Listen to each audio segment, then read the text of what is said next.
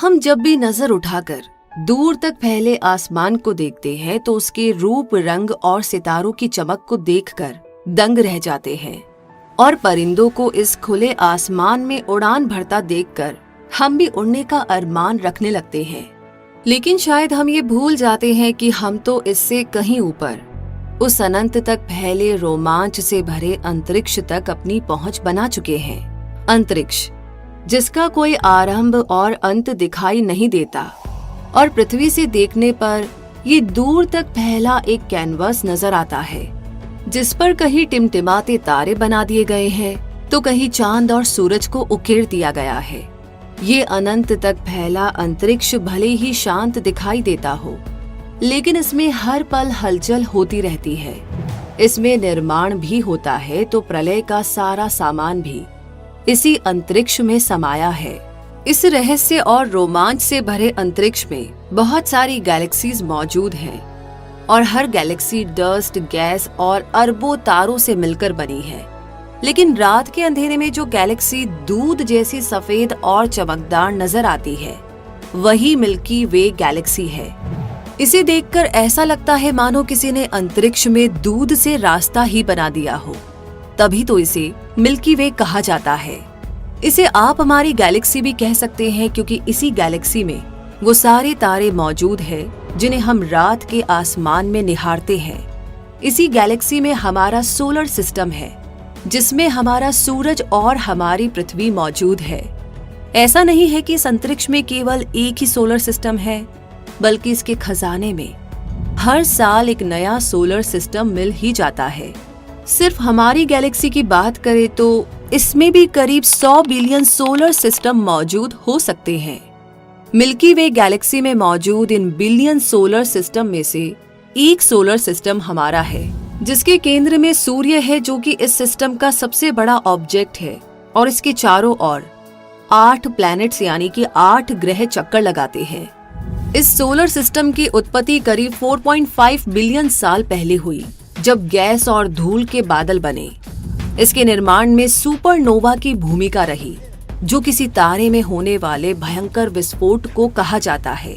इससे बना बादल जब धीरे धीरे खत्म होने लगा तो उसने सोलर नेबुला का रूप ले लिया, और जैसे ही ग्रेविटी की वजह से नेबुला कोलैप्स हुआ तो ये एक डिस्क में कन्वर्ट हो गया। मटेरियल की इस डिस्क के केंद्र में बहुत ज्यादा दबाव बढ़ने लगा। इस दबाव की वजह से हाइड्रोजन एटम्स ने मिलकर हीलियम का निर्माण करना शुरू कर दिया। ऐसा होने पर बहुत ज्यादा एनर्जी रिलीज हुई और इसी एनर्जी से सूर्य का जन्म हुआ, जो कि सोलर सिस्टम के केंद्र में स्थापित हो गया। उस डिस्क के बाहरी हिस्से में भी मैटर लगातार एक दूसरे से टकराते रहे और उन्होंने आपस में मिलकर dwarf planets, asteroids, moons, comets और मीटियोरॉइड बनाने शुरू कर दिए। इस तरह पूरे सोलर सिस्टम का निर्माण होता गया, जिसमें सूर्य के अलावा मरकरी, वीनस, अर्थ, मार्स, जुपिटर, सैटर्न, यूरेनस और नेपट्यून नामक 8 प्लैनेट बने। और इन प्लैनेट्स के अलावा प्लूटो जैसे ड्वार्फ प्लैनेट्स, दर्जनों चंद्रमा और मिलियंस एस्ट्रॉइड्स, कॉमेट्स और मीटियोरॉइड भी हमारे सोलर सिस्टम का हिस्सा बन गए। सोलर सिस्टम की उत्पत्ति पर किए गए नए अध्ययन बताते हैं कि मिल्की वे गैलेक्सी और सेजिटेरियस गैलेक्सी के आपस में टकराने से तारों का निर्माण शुरू हुआ, जिसमें बहुत सारी गैस जमा हुई और गैसों के बादल एक साथ आ गए, जिससे सोलर सिस्टम बनने की प्रक्रिया शुरू हुई। सूर्य और 8 प्लैनेट से बने इस सिस्टम को सोलर सिस्टम नाम सूर्य की वजह से मिला, क्योंकि सूर्य इस सोलर सिस्टम का केंद्र है और सूर्य यानी सन को लैटिन में सोइल्स कहा जाता है। इसलिए इसका नाम सोलर रखा गया और सन से रिलेटेड सभी चीजों को सोलर कहा जाने लगा। शायद आपको भी यही लगता हो कि सूर्य अपनी जगह पर स्थिर रहता है और अर्थ सहित सभी प्लैनेट्स इसके चक्कर लगाते हैं, लेकिन असल में सूर्य को भी चक्कर लगाना पड़ता है। सूर्य मिल्की वे गैलेक्सी के केंद्र के चारों तरफ चक्कर लगाता है और इस चक्कर को पूरा करने में सूर्य और सोलर सिस्टम के प्लैनेट्स को 250 मिलियन साल लग जाते हैं। सोलर सिस्टम में मौजूद 8 प्लैनेट्स हमेशा से एक फिक्स ऑर्डर में ही रहते हैं, यानी मरकरी, फिर वीनस, फिर अर्थ। और इस तरह 8 प्लैनेट्स का ऑर्डर फिक्स है। तो क्या इसका भी कोई कारण है?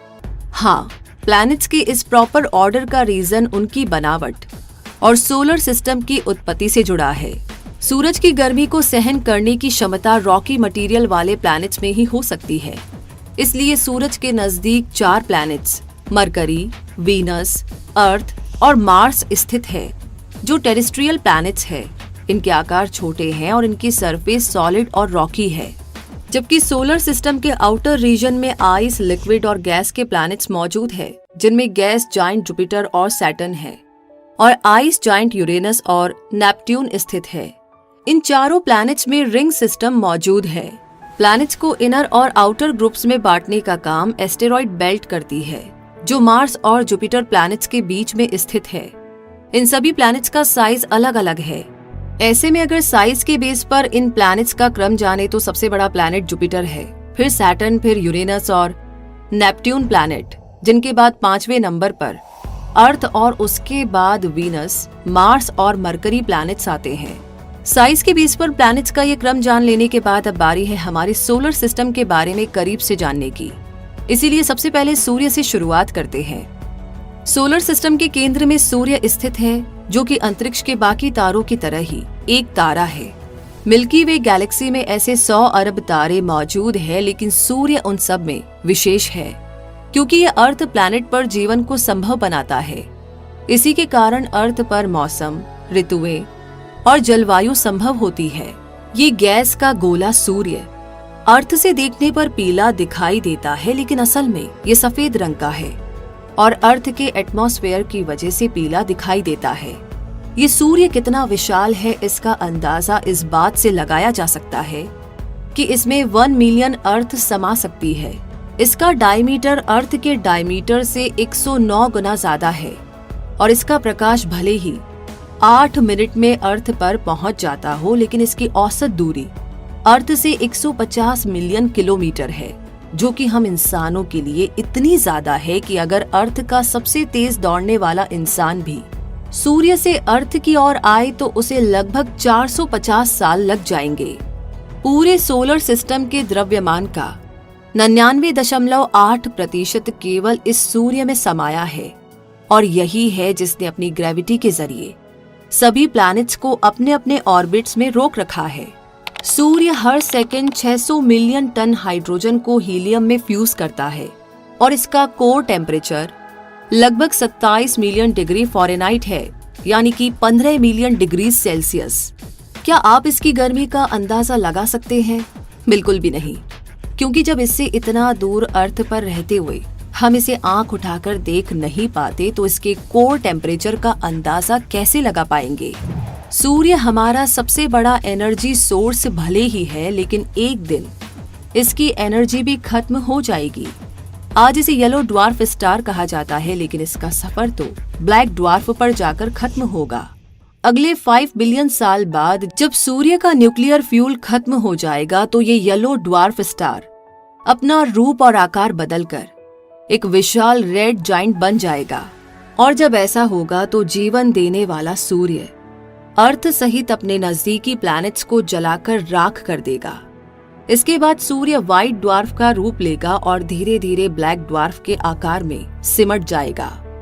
इस समय सूर्य का आकार पृथ्वी के बराबर हो जाएगा, लेकिन इस बदलाव से अंतरिक्ष को कोई खास फर्क नहीं पड़ेगा जब तक कि अंतरिक्ष के सारे सूर्य एक साथ ब्लैक ड्वार्फ ना बन जाए, और इसकी संभावना तो ना के बराबर है। बहुत सारे सूर्य के बारे में सुनकर चौंकिए मत, क्योंकि अंतरिक्ष में मौजूद बहुत से सोलर सिस्टम्स के पास अपना अपना सूर्य है और बहुत से ऐसे सोलर सिस्टम्स भी है जिनमें एक से ज्यादा सूर्य है। सोचकर देखिए, एक ही आसमान में 2 सूर्य। खैर, सूर्य का ये सच आपको हैरानी से जरूर भर सकता है, लेकिन अंतरिक्ष तो है ही हैरानी और रोमांच से भरी दुनिया, जिसमें कब क्या बदल जाए और कब क्या घट जाए कोई नहीं जानता। और फिलहाल अगर हम कुछ जानते हैं तो वो है हमारा सोलर सिस्टम, जिसमें सूर्य की परिक्रमा करने वाले 8 प्लैनेट्स में से सूर्य का सबसे नजदीकी प्लैनेट मरकरी यानी बुध है, जो इस सोलर सिस्टम का सबसे छोटा प्लैनेट है। इसका साइज पृथ्वी के चंद्रमा से बस थोड़ा सा ही ज्यादा है। ये 4 इनर प्लैनेट्स में पहला प्लैनेट है और इसकी सॉलिड सरफेस है। इसकी सूर्य से औसत दूरी 58 मिलियन किलोमीटर है और ये प्लैनेट अर्थ के साइज का 38% है। सूरज के सबसे नजदीक होने के बावजूद भी ये प्लैनेट सबसे गर्म प्लैनेट नहीं है, क्योंकि इस प्लैनेट का कोई एटमॉस्फेयर ही नहीं है जो हीट को होल्ड करके इसकी सरफेस को गर्म रख सके। ऐसे में जितनी हीट मरकरी को सूर्य से मिलती है वो तेजी से स्पेस में वापस चली जाती है और मरकरी सोलर सिस्टम का हॉटेस्ट प्लैनेट नहीं बन पाता है। हल्की ग्रे कलर के इस प्लैनेट का कोई मून नहीं है। अर्थ की तुलना में ये प्लैनेट धीरे घूमता है, इसीलिए इसका एक दिन थोड़ा ज्यादा लंबा होता है। इस प्लैनेट को अपने एक्सिस पर एक चक्कर पूरा करने में 59 अर्थ डेज लगते हैं, जबकि इसका एक साल बहुत जल्दी आ जाता है क्योंकि ये सूरज के सबसे पास है। इसीलिए सूर्य की परिक्रमा में लगने वाला टाइम बहुत ही कम होता है और सिर्फ 88 अर्थ डेज में ये सूर्य का एक चक्कर पूरा कर लेता है। यानी अगर आप मरकरी पर रहते हैं तो हर 3 महीने में अपना बर्थडे मना पाते, लेकिन इस प्लैनेट पर रहते हुए आपको हर दिन सूरज दिखाई नहीं देता, क्योंकि पृथ्वी पर तो हर दिन सूरज उगता है और अस्त होता है, लेकिन मरकरी का हर दिन ऐसा नहीं होता, क्योंकि यहाँ 180 अर्थ डेज में एक बार सनराइज होता है। इस प्लैनेट को मारिनियर 10 और मैसेंजर स्पेसक्राफ्ट के जरिए विजिट करके इसके केमिकल कंपोजिशन, जियोलॉजी और मैग्नेटिक फील्ड के बारे में पता लगाया गया था। मरकरी पर दिन का टेम्परेचर 430 डिग्री सेल्सियस तक पहुंच जाता है, तो रात का -180 डिग्री सेल्सियस तक। ऐसे में इस प्लैनेट पर जीवन की कल्पना नहीं की जा सकती। मरकरी के बाद इनर प्लैनेट्स में दूसरे नंबर पर वीनस यानी कि शुक्र स्थित है, जो भले ही सूर्य का सबसे नजदीकी ग्रह नहीं है, लेकिन फिर भी ये सबसे गर्म है। इसका रीजन असल में इसका एटमॉस्फेयर है जो कार्बन डाइऑक्साइड से भरा है और इसमें सल्फ्यूरिक एसिड के बादल भी हैं। इसी गैस की वजह से वीनस सबसे गर्म ग्रह बना है। इसका टेम्परेचर 465 डिग्री सेल्सियस रहता है, जिसमें लेड जैसी धातु भी पिघल जाए तो इंसान का इस प्लैनेट पर रहना तो कैसे पॉसिबल हो सकता है। लेकिन इसके बावजूद भी साइंटिस्ट को वीनस के एटमॉस्फेयर में ऐसी गैस के साइन मिले हैं जो कि इस प्लैनेट पर लाइफ की पॉसिबिलिटी की तरफ इशारा करते हैं। और अगर ये पूरी तरह सच हो गया तो चंद्रमा के बाद सबसे ज्यादा चमक बिखेरने वाले इस प्लैनेट पर भी हमारी पहुंच हो जाएगी। सूर्य से 108 मिलियन किलोमीटर दूरी पर स्थित वीनस एक एक्टिव प्लैनेट है, जिस पर माउंटेन्स और वॉल्केनोज है। इसका साइज और स्ट्रक्चर अर्थ से काफी सिमिलर है, इसलिए इसे अक्सर अर्थ की सिस्टर भी कह दिया जाता है। अर्थ का साइज वीनस से थोड़ा ही बड़ा है और वीनस अर्थ के साइज का 95% है। इसकी पहचान आसमान में चमकते हुए एक खूबसूरत तारे के रूप में की जाती है, जिसे अक्सर चंद्रमा के ऊपर बिना टेलीस्कोप की मदद लिए आसानी से देखा जा सकता है। भले ही ये प्लैनेट अर्थ की सिस्टर कहलाता हो, लेकिन ये अर्थ के अपोजिट डायरेक्शन में घूमता है। यानी अर्थ और बाकी प्लैनेट्स जिस दिशा में रोटेट होते हैं, वीनस उनसे उल्टा रास्ता चुनता है। इसका रोटेशन बहुत धीरे होता है, तभी तो इसे अपनी एक्सिस पर एक चक्कर पूरा करने में 243 यानी कि 243 अर्थ डेज लग जाते हैं। लेकिन इसे सूर्य का चक्कर लगाने में बहुत ज्यादा समय नहीं लगता और केवल 225 यानी कि 225 अर्थ डेज में ये सूर्य का एक चक्कर पूरा कर लेता है। यानी वीनस पर एक साल 225 दिन में ही आ जाता है। और मजेदार बात ये है कि वीनस का एक साल एक दिन से थोड़ा छोटा होता है। इतना ही नहीं, इसका एक दिन अर्थ के एक दिन से काफी अलग भी होता है। जहां अर्थ पर हर दिन सूर्य उगता और अस्त होता है, वहीं वीनस पर 117 यानी कि 117 अर्थ डेज में एक बार सनराइज होता है। इस तरह लगभग एक साल में वीनस पर 2 बार सनराइज होता है। हालांकि इस दौरान एक ही दिन चल रहा होता है और क्योंकि वीनस अर्थ के अपोजिट डायरेक्शन में रोटेट करता है, इसीलिए यहाँ सूरज पश्चिम में उगता है और पूरब में अस्त होता है। और हाँ, इसके पास अपना कोई मून भी नहीं है। इस प्लैनेट को करीब से जानने के लिए इस पर मैरिनर 2, पायनियर वीनस 1 और मैगेलन जैसे बहुत से स्पेसक्राफ्ट्स के जरिए विजिट किया गया, जिनसे इस हॉटेस्ट प्लैनेट के टेम्परेचर, मैग्नेटिक फील्ड्स और एटमॉस्फेरिक कॉम्पोजिशन का पता लगाने में मदद मिली। वीनस के बाद सोलर सिस्टम के इनर प्लैनेट्स में तीसरे नंबर पर आती है अर्थ, जिसे हम अपना घर कहते हैं। ये प्लैनेट बाकी प्लैनेट से स्पेशल है क्योंकि ये ओशन प्लैनेट है। इसके सरफेस का 70% यानी कि 70% पानी से घिरा हुआ है और इसके एटमॉस्फेयर ने इस प्लैनेट को इतना गर्म बनाए रखा है जिससे इस पर जीवन चलता रह सके। और फिर ये अकेला ही ऐसा प्लैनेट है जो लाइफ को सपोर्ट करता है। अर्थ टेरेस्ट्रियल प्लैनेट्स में सबसे बड़ा प्लैनेट है और ये सोलर सिस्टम का 5th लार्जेस्ट प्लैनेट है, जो 4 गैस जाइंट्स से तो छोटा है लेकिन मरकरी, मार्स और वीनस जैसे रॉकी प्लैनेट से बड़ा है। इस प्लैनेट पर एक दिन लगभग 24 घंटे का होता है क्योंकि अर्थ को अपने एक्सिस पर एक चक्कर पूरा करने में 23 घंटे और 56 मिनट का समय लगता है, जबकि सूर्य के चारों तरफ एक चक्कर पूरा करने में अर्थ को 365 दिन और 6 घंटे का समय लगता है और यही समय हमारा एक साल कहलाता है। सूर्य से इसका एवरेज डिस्टेंस 150 मिलियन किलोमीटर्स है। वैसे अर्थ का अपना एक मून है जिसे हम रात में देखा करते हैं। ये सोलर सिस्टम का 5वां सबसे बड़ा मून है और अर्थ का एकमात्र नेचुरल सैटेलाइट है। इस मून की उपस्थिति हमारे प्लैनेट को डगमगाने से रोकती है, यानी कि अर्थ प्लैनेट को स्टेबल बनाए रखती है और यहाँ के क्लाइमेट को भी। अर्थ पर आने वाले ओशन टाइड्स का मेन रीजन भी इसी मून की ग्रेविटेशनल फोर्स है। अर्थ के बाद इनर प्लैनेट्स का आखिरी और चौथा प्लैनेट मार्स यानी मंगल है, जो रेड प्लैनेट भी कहलाता है क्योंकि इसका रंग लाल है, जिसे देखकर लगता है कि ये प्लैनेट तो बहुत गर्म होगा, लेकिन असल में ये एक ठंडा रेगिस्तान है और इसका लाल रंग इसकी सरफेस पर मौजूद रस्टी आयरन की वजह से है।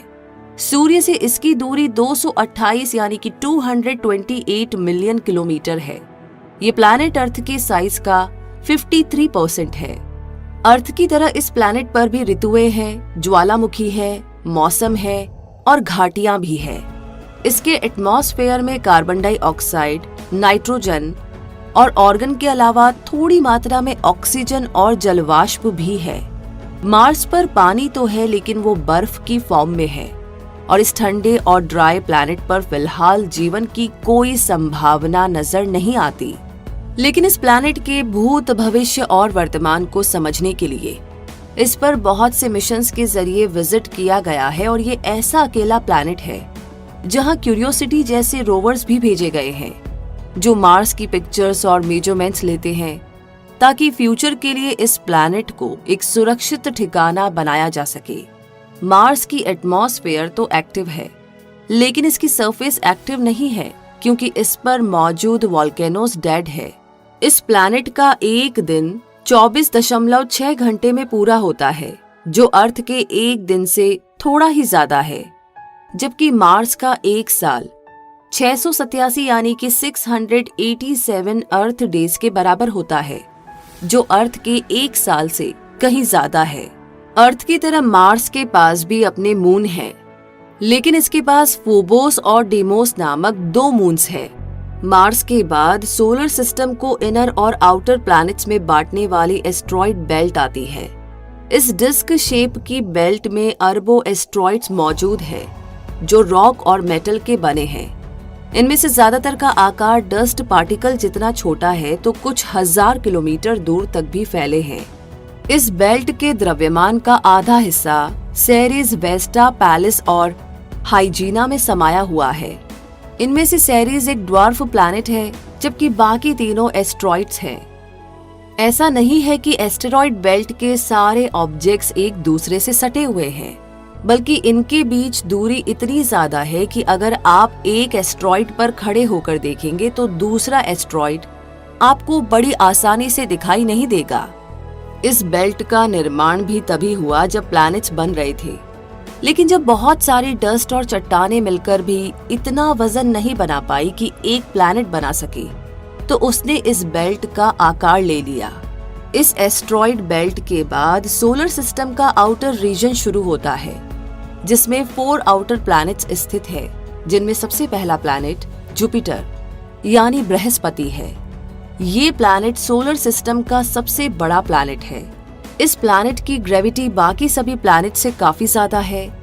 इसकी सरफेस बहुत सॉलिड नहीं है, बल्कि ये गैस से बना है, जिसमें ज्यादा मात्रा हाइड्रोजन और हीलियम की है, बिल्कुल सूर्य की तरह। हालांकि ये माना जाता है कि इसके केंद्र में अर्थ के आकार की सॉलिड इनर कोर हो सकती है। इस प्लैनेट के चारों ओर रिंग्स है, लेकिन ये इतनी क्लियर नहीं है कि आसानी से देखी जा सके। ये प्लैनेट लाल, भूरे, पीले और सफेद घने बादलों से घिरा रहता है, जो अमोनिया और पानी के बने हैं और हाइड्रोजन और हीलियम के एटमॉस्फेयर में तैरते रहते हैं। इनकी वजह से ऐसा लगता है जैसे इस प्लैनेट पर धारियां हैं। इस प्लैनेट पर सोलर सिस्टम का सबसे बड़ा ओशन है, जो लिक्विड हाइड्रोजन से बना है। सूर्य से इसकी औसत दूरी 778 यानी 778 मिलियन किलोमीटर है और ये प्लैनेट अर्थ के आकार का 1120% है। यानी अगर अर्थ को एक अंगूर की साइज का माने तो जुपिटर एक बास्केटबॉल जैसा दिखाई देगा। जुपिटर पर एक दिन 10 घंटे का होता है तो एक साल 11.8 अर्थ ईयर्स के बराबर होता है। इस प्लैनेट पर एक ग्रेट रेड स्पॉट भी मौजूद है, जो असल में बहुत बड़ा तूफान है, अर्थ से भी बड़ा, और सैकड़ों सालों से ये तूफान इस प्लैनेट पर चल रहा है। इस प्लैनेट के पास 79 मून्स है, जिनमें सबसे बड़ा गैनीमेड है, जो कि सोलर सिस्टम में मौजूद 200 से भी ज्यादा मून्स में से लार्जेस्ट मून है, जिसका साइज मरकरी प्लैनेट से भी काफी बड़ा है।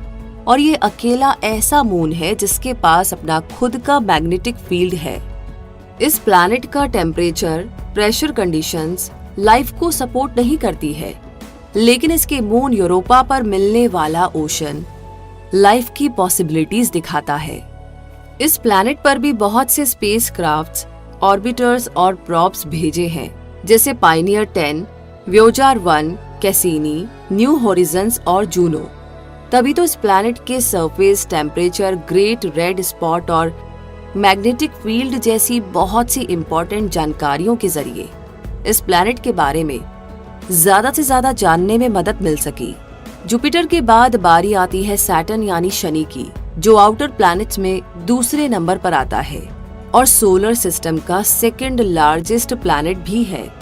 लेकिन फिर भी अगर इसे एक बड़े पूल में रखा जा सके तो ये उसमें डूबने की बजाय तैरने लगेगा, क्योंकि गैस से बने इस प्लैनेट का घनत्व पानी से कम होता है, जिसकी वजह से ये पानी से हल्का होता है और आसानी से पानी पर तैर सकता है। ये प्लैनेट अपनी खूबसूरत 7 रिंग्स की वजह से खास पहचान रखता है। ये रिंग्स बर्फ और चट्टानों से बनी है। जब गैलीलियो गैलीली ने टेलीस्कोप से सैटर्न को देखा तो उन्हें लगा जैसे वो कोई ऐसा प्लैनेट देख रहे हैं जिसके हैंडल्स भी है, लेकिन असल में वो इस प्लैनेट की रिंग्स है। आप जैसे पृथ्वी पर खड़े हो पाते हैं, वैसे सैटर्न पर खड़े नहीं हो सकते, क्योंकि इसकी सरफेस सॉलिड नहीं है, बल्कि ये गैस से बना है और ये हाइड्रोजन और हीलियम गैस से बनी एक बॉल जैसा है।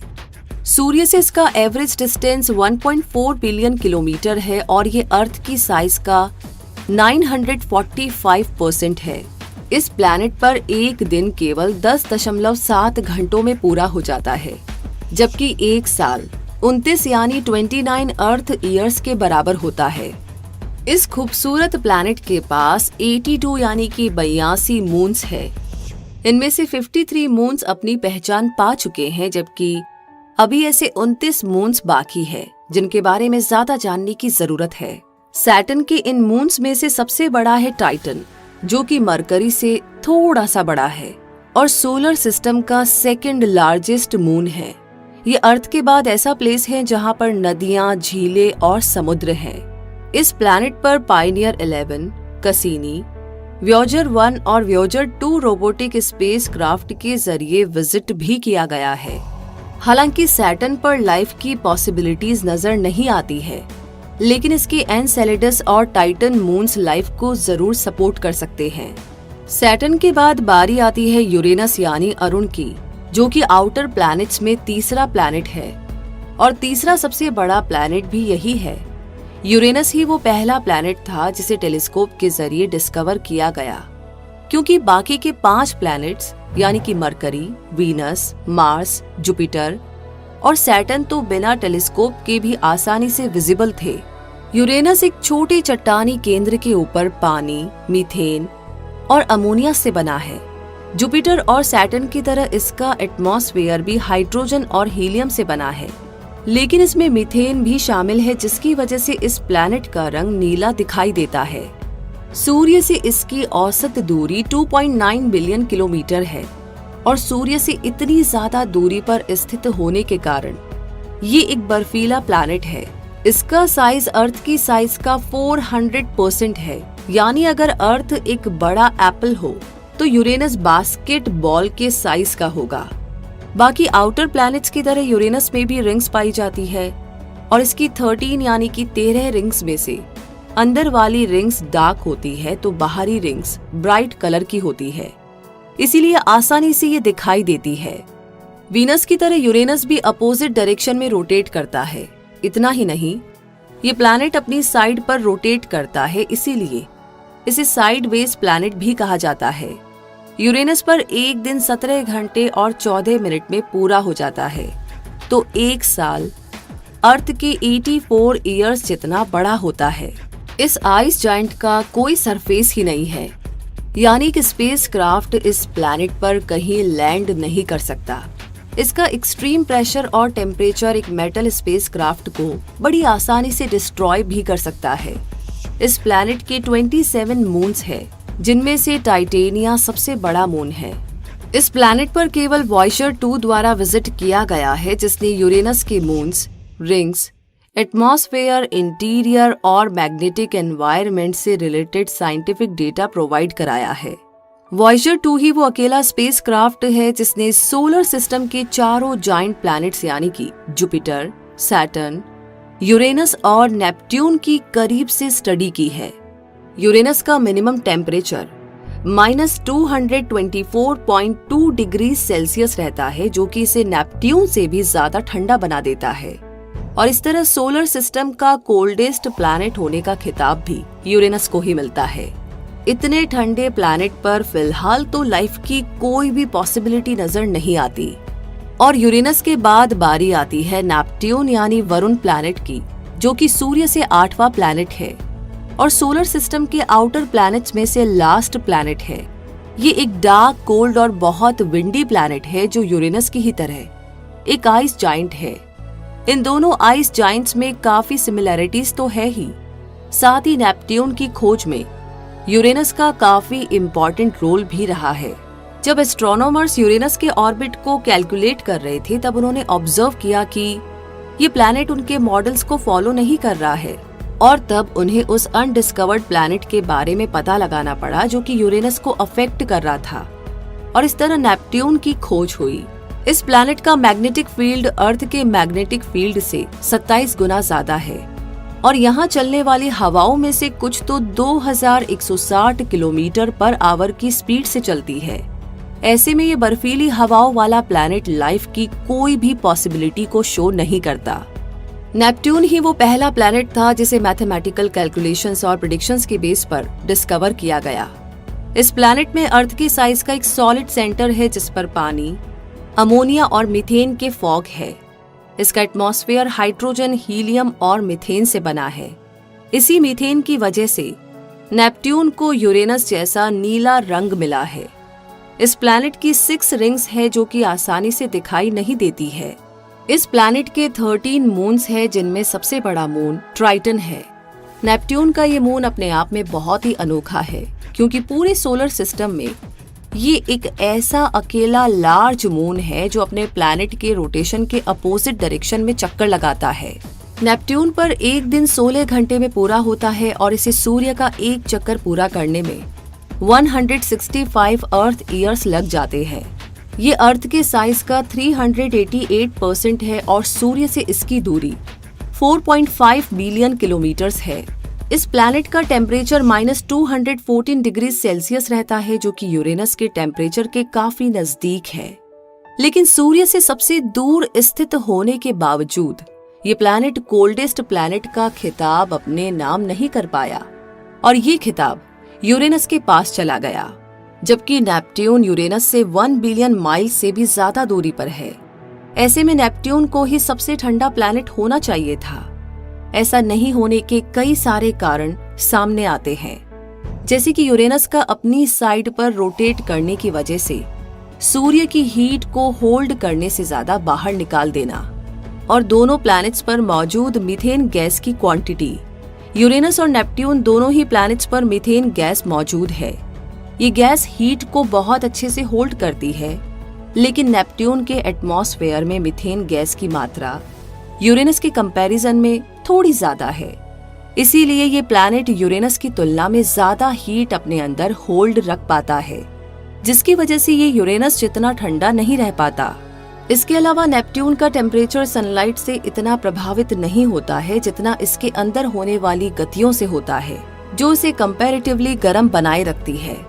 इस तरह की गतियां यूरेनस में ही नहीं दिखाई देती है जो उसे गर्म रख सके। इसीलिए नेपट्यून सबसे आखिरी प्लैनेट होने के बावजूद भी सबसे ठंडा प्लैनेट नहीं है। इस प्लैनेट को भी वॉयेजर 2 के जरिए ही विजिट किया गया, जिसने नेपट्यून के एटमॉस्फेयर, इसकी रिंग्स, मैग्नेटोस्फीयर और मून्स के बारे में बताया।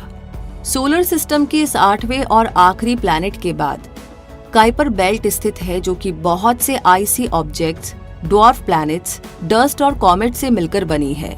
ये एस्ट्रॉइड बेल्ट जैसी ही एक बेल्ट है, लेकिन साइज में एस्ट्रॉइड बेल्ट से कहीं ज्यादा बड़ी है।